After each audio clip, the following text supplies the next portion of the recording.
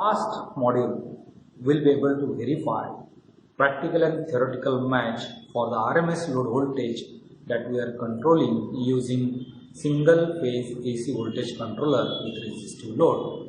Students, come to the setup. Understand the waveforms, the variety of the readings that are available over here. Okay, and I will take you with the theoretical and practical match with the help of calculator, pen and paper over here. So this is a waveform where we are controlling the single half positive, then next half negative, and you can see the frequency is 49, almost 50 Hertz. Peak to peak is 95 divided by 2 means it will be the VM value we have to notice from this.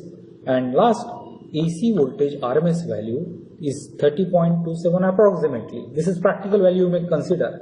Now the same value I want to match up theoretically on pen and paper. So I will take you to the calculation now. So here you can see I write single phase AC voltage controller with R load. Yes, and what VLRMS value you got on DSO, as we see 30.10 volts I can see right now.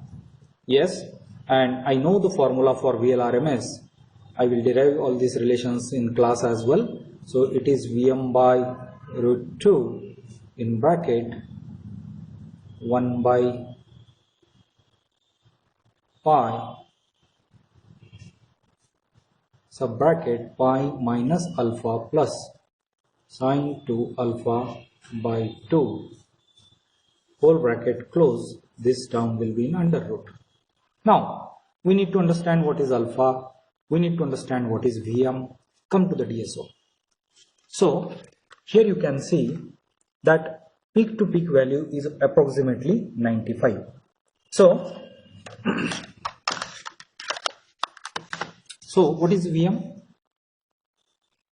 Vm is equal to V peak to peak divided by 2. So 95 divided by 2, it's 95 divided by 2, it's 47.5 volts. This is Vm value, right? So one parameter we have over here. Now I will show you how to calculate this alpha value. Okay, and remember, for the calculation of this RMS load voltage verification, we have to keep this calculator in radian mode. So you have to go in mode for your calculator. In mode you select 2. Okay, now you can see very clearly this calculator is in radian mode. Okay, so this is VMI we have calculated. Now come to the DSO. You see, I will set a cursor. I will measure the RMS load voltage. So I will use cursor Y1. Okay, this is Y1 I am selecting. Okay, let me find out where it is. Okay, it must be X1. Yeah, X1. Okay, we have to select X1. I selected X1, and I will be measuring the conduction period first. I will select another cursor X2. Okay, I will set it. So if you see carefully, these two cursors I set with respect to the conduction. So this is conduction angle I am going to measure. How much is that? What is the delta X? The difference between X1 and X2 is 6.60. So how to measure this alpha? We know this alpha is always 180 minus beta. What is beta? Beta is equal to, as I got 6.60, delta X is 6.60 multiplied by 18 degree. Okay, so I will calculate here. So 6.6 multiplied by 18, it's coming to be 118.8 degree. I have to convert this into radian. So to convert this into radian, I will multiply this degree by pi by 180.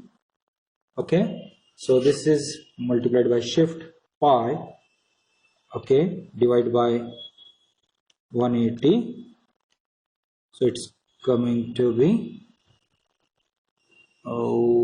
something is wrong, wait, yeah, this is beta actually. So yeah, there is one correction. I need to calculate alpha first. So 180 minus 118.8 degree. Okay, so this comes to be 61.2 degree alpha.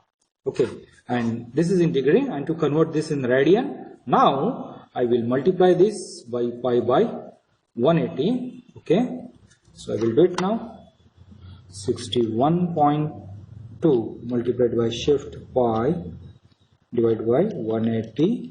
So it's coming to be 1.068. This is in radian. So this alpha. So I need to use this alpha relation here with this calculation. I will just put up the values and you can calculate at your end as well. So VM value we got 47.5. I'm using this relation here. Okay. So 47.5 divided by root 2 in bracket 1 by pi minus 1.068. Okay, plus sine of 2 into 1.068 divided by 2.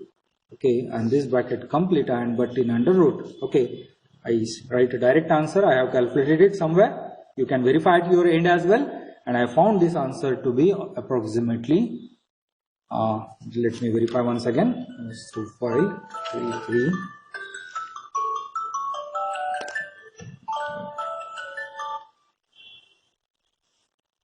Okay, it's coming to be 29.88 volts. So friends, this is theoretical answer we got, and practically it is 30.10. So theoretical and practical answers are almost one and the same.